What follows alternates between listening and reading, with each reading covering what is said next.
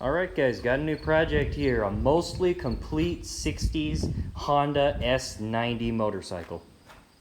Now, as far as I understand it, this is very similar to the Honda Trail 90s that are extremely popular all over the place. It looks like it has most of the same style parts on it. I know it doesn't have the 2-speed rear end, high-low shifting range, but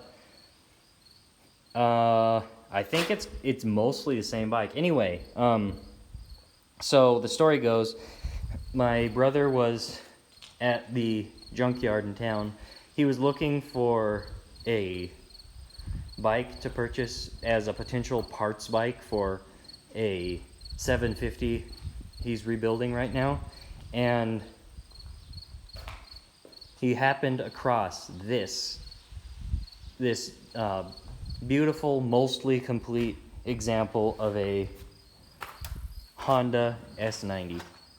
And perhaps some of you guys out there who know about these Honda S90s can tell me, but I'm not sure exactly what to think of this serial number plate because it has actual Japanese writing on it, and all the Hondas I've come across that were imported to America have had English on the plate instead of actual Japanese characters. So maybe some of you guys out there can explain that to me, but be that as it may, it obviously is missing a gas tank. It's missing a seat. Both things that I can supplement with something else. We're thinking about putting my brother's Honda dirt bike tank on here. It almost fits. It's like a ½ inch too long, so we're thinking about making that work on it. But yeah, it's mostly here. The engine is free. It's got compression. I put my thumb over the spark plug hole and pushed it over. It has got a lot of compression. I could feel it. It's missing the foot pegs for some reason. I don't know why. Out of everything that could be missing on it, it would be missing foot pegs, but it is. There's no foot pegs coming out there, but oh well. Obviously the tires aren't in the rear, at least, are to be good. The front one looks like it's going to hold out, but yeah, it's missing a carburetor, and it just so happens that my brother also had the carburetor that he replaced for a genuine Mikuni for his Honda dirt bike, so that fits that intake. So I've got a carburetor I can use on it. It doesn't have spark, and it looks like this is the end of the spark plug wire. It looks like all of the electrical stuff is up under the frame here, and I'm not actually really sure how a person is supposed to get at that.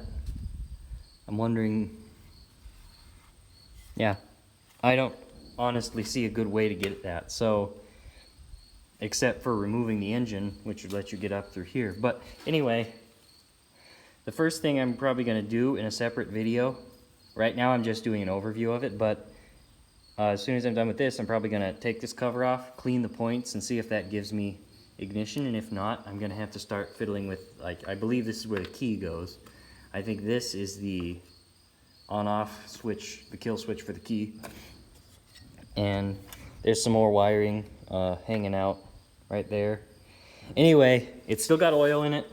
It's mostly complete. It's got chain and sprocket. It's got a good, solid, straight front end without bent forks.